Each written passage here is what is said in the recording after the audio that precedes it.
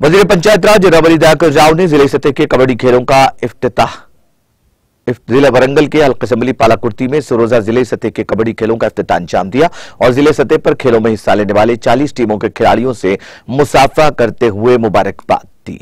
रियासती वजीर पंचायत राज एरावली दयाकर राव ने तकरीब से खिताब करते हुए कहा कि दीगर कामों के साथ साथ खेलों में भी खुसूसी दिलचस्पी होनी चाहिए।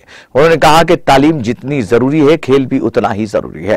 उन्होंने कहा कि साबिक में वो भी कबड्डी, वॉलीबॉल और फुटबॉल खेलों में अहम किरदार निभाते थे। उन्होंने कहा कि वो वॉलीबॉल टीम के सदर और कडिम श्रीहरी उस टीम के जनरल सेक्रेटरी हुआ करते थे। हम खेलों को खुसूसी अहमियत देते थे, यही वजह है आज हम सेहतमंद हैं। उन्होंने कहा कि वज़ीर आला केसीआर खेलों को फरोग देने में दिलचस्पी रखते हैं। वज़ीर आला केसीआर ने खेलों की तरक्की के लिए हर गांव में एक एकड़ अराजी खेलों के लिए मुख्तस की है। इस मौके पर रुकने parliament P Nagi Reddy, ZPTC Srinivas, sarpanch ji Padma Bhaskar और दीगर मौजूद थे। इस मौके पर एरावली दयाकर राव ने तलबा के साथ कबड्डी भी खेली।